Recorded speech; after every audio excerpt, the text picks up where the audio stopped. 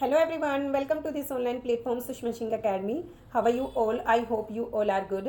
Today we will cover question number 91 to 100 in the series of most important 500 questions. So without delay any time, let's begin the class. Question number 1 is a Shakespearean sonnet ends with a Shakespearean जो sonnet हैं वो and किससे होते हैं? Quartet से, Octave से, couplet से या ट्रिपलेट से? What will be the right answer for this question? So right answer is couplet.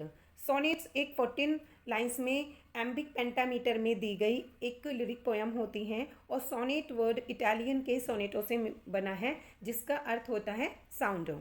Sonnet को फर्स्ट इंट्रोड्यूस किया गया था इंग्लैंड में sir Thomas yurt and Henry Howard और अर्ल ऑफ सूरे के द्वारा in the 16th century, and the Elizabethan gradually arrived at the distinctive English sonnet, which is composed of 3 quatrains, each having an independent rhyming scheme and ended with a rhyming couplet.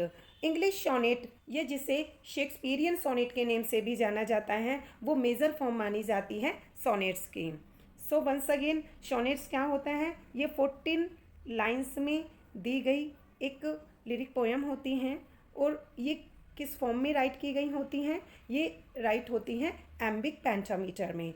जो first 12 lines होती हैं rhyme की इन alternative pairs for the whole poem in the rhyming scheme would be like A B C D E F and double G. So the last 2 letters at the ends is GG. That is the last important thing to know about the form of a Shakespearean sonnet. They always ends with 2 rhyming lines, one right after the other. We call this is a rhyming couplet. इसको किस name से जाना जाता है? rhyming couplet के name से है. Question number 2 is which of the following plays of Shakespeare has an epilogue? William Shakespeare के किस प्ले में एपिलोग होता है? इनमें से options are the Tempest, Henry Fourth, Hamlet या ट्वेल्थ नाइट. इसका राइट आंसर क्या होगा? It is the Tempest. Epilogue की अगर बात की जाए it is the opposite of prologue. It is a piece of writing at the beginning of the literary work and epilogue is a part of the main story. जो epilogue होता है ना main story का एक part होता है जो कि अक्योर होता है after the climax and recalling the fates of the characters. And epilogue किसका just opposite है? It is the just opposite of prologue. Question number 3 is life's but a walking shadow. A poor player occurs in the Shakespeare's. Options हैं Twelfth Night, Hamlet, Macbeth या King Lear. What will be the right answer for this question? Right answer is Macbeth. Above lines जो mention है means life's but a walking shadow, a poor player. It is from Macbeth, Act 5th, Scene 5th. ये Macbeth के act 5th या scene 5th से ली गई हैं. ये जो स्पीच मैकबेथ के द्वारा बोली जाती है जब लेडी मैकबेथ किल कर लेती है हर सेल्फ को. Macbeth states life's but a walking shadow, a poor players that starts and frets his hour upon the stage and then is heard no more. Of the Shakespearean sonnet is Shakespearean जो sonnets हैं उनकी main theme क्या है? Love, hated, इंट्रिग्यू या N V. इसका right answer क्या होगा? So right answer is love. Shakespearean sonnets की जो मेन थीम मानी जाती हैं वो है love, beauty, time and lust.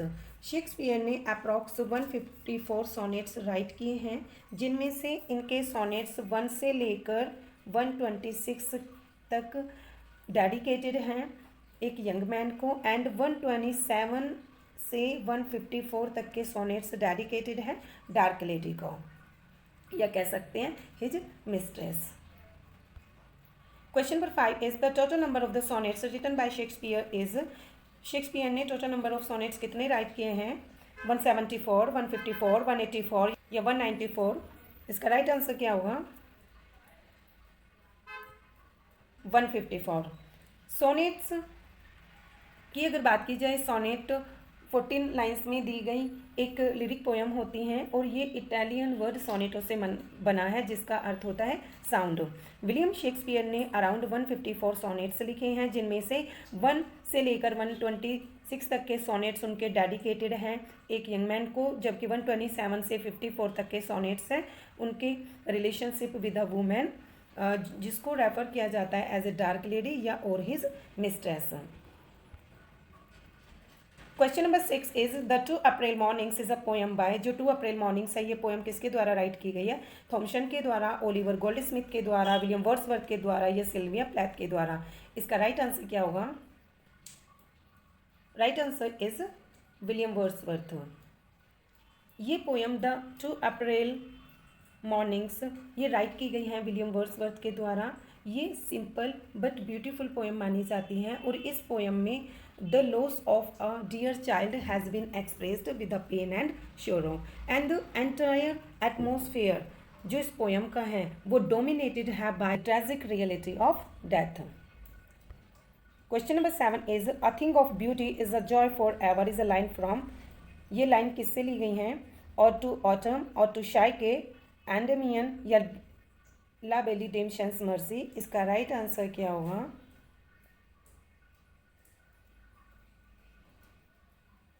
Right answer is Endymion. Endymion एक पोएम है रिटन बाय जॉन केट्स जो कि फर्स्ट पब्लिश्ड हुई थी 1818 में और it begins with the line a thing of beauty is a joy for ever और it is written in a rhyming couplets in iambic pentameter, जिसको हेरोइक कपलेट के name से भी जाना जाता है। Question number 8 is the line poets are the unacknowledged legislators of the world is by, ये किसके द्वारा राइट की गई हैं? पी.बी. शैली के द्वारा, जॉन केट्स के द्वारा, मैथ्यू आर्नोल्ड या एजरा पाउंड। इसका राइट आंसर क्या होगा? Right answer is P B. Shelley. A defence of poetry essay में पी.बी. शैली फाइनली क्लेम करते हैं कि poets are the unacknowledged legislature of the world. Question number 9 is pre Raphaelite poetry is mainly concern with, option है narrative and style, narrative and nature, poetic licence या form and design. इसका right answer क्या होगा? इसका right answer होगा form and design. प्री-रैफलाइट जो movement है which was initiated by दांते in the mid 19th century was originally not a literary but an artistic movement। जो रोस्टे थे ये एक पेंटर और पोइट भी थे।